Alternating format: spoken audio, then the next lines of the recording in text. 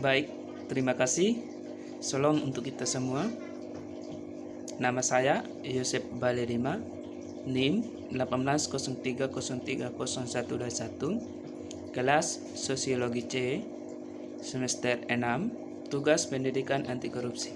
Di sini saya akan membahas tentang akar korupsi di NTT. Manusia dewasa ini sedang hidup di tengah kehidupan material yang sangat mengedepan. Ukuran orang disebut sebagai kaya atau berhasil adalah ketika yang bersangkutan memiliki jumlah kekayaan yang kelihatan di dalam kehidupan sehari-hari. Ketika seseorang menempati suatu ruang untuk bisa mengakses kekayaan, maka seseorang akan melakukan secara maksimal. Di dunia ini, sebagai ukuran keberhasilan seseorang, menyebabkan seseorang akan melanggar kekayaan, mengejar kekayaan itu tanpa memperhitungkan bagaimana kekayaan tersebut diperoleh. Dalam banyak hal, penyebab seseorang melakukan korupsi adalah lemahnya pendidikan agama, moral, dan etika. Tidak adanya sanksi yang keras terhadap perilaku korupsi.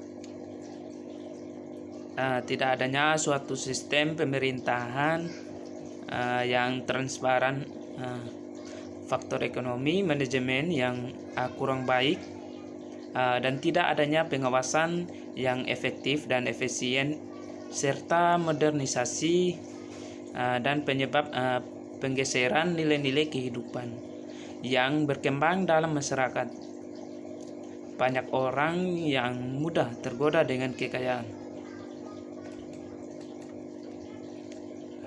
Dengan adanya sifat tamak atau rakus merupakan sifat manusia yang merasa selalu kurang dengan apa yang telah dimilikinya, atau bisa juga disebut dengan rasa kurang bersyukur. Orang yang tamak memiliki hasrat yang menambah harta serta kekayaannya dengan melakukan tindakan yang merugikan orang lain. Orang yang tidak memiliki moral yang kuat tentunya akan mudah tergoda melakukan perbuatan korupsi. Salah satu penyebab korupsi ini merupakan tongkat bagi pertahanan diri seseorang dalam kehidupannya. Bila seseorang memang sudah tidak memiliki moral yang kuat atau kurang konsisten, bisa menyebabkan mudahnya pengaruh dari luar masuk ke dalam dirinya, dan gaya kehidupan tentunya menjadi salah satu penyebab korupsi yang disebabkan oleh faktor eksternal.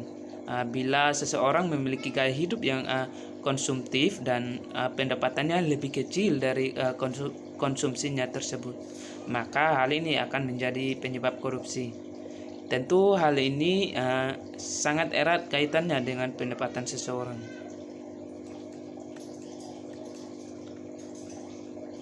Adanya aspek-aspek korupsi. Yang pertama, aspek ekonomi. Hampir mirip dengan perilaku konsumtif pada faktor internal. Adanya di sini lebih ditekankan kepada pendapatan seseorang, bukan kepada sifat konsumtifnya.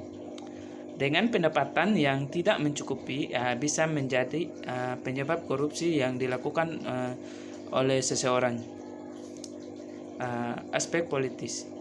Adanya aspek politis, korupsi bisa terjadi karena kepentingan politik serta meraih dan mempertahankan kekuasaan. Biasanya dalam aspek politis ini bisa membentuk rantai penyebab korupsi yang tidak terputus. dari seseorang dengan kepada orang lainnya. Dan adanya aspek organisasi. Dalam aspek organisasi, penyebab korupsi bisa terjadi karena beberapa hal, seperti kurang adanya keteladanan atau kepemimpinan yang tidak ada kultur organisasi yang benar. Kurangnya memadainya sistem akuntabilitas yang benar, serta kelemahan sistem pengendalian manajemen dan lemahnya pengawasan. Kolusi adalah bentuk kerjasama antara penyebab atau pemerintah dengan oknum lain secara ilegal atau melanggar hukum untuk mendapatkan keuntungan material bagi mereka. Adanya kekeliruan dalam pengambilan keputusan bagi pejabat bisa berakibat fatal atau taruhannya adalah martabat atau kehormatan sang pejabat.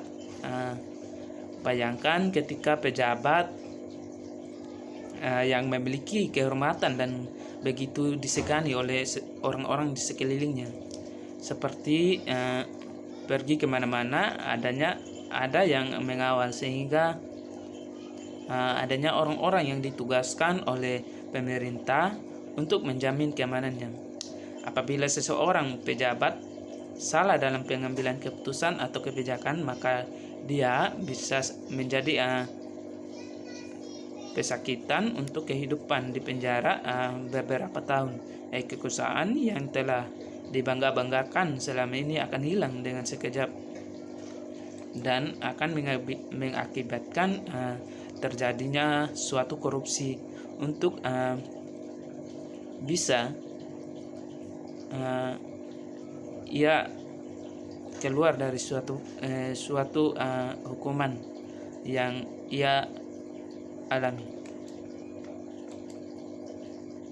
Sekian dan terima kasih. Salam untuk kita semua.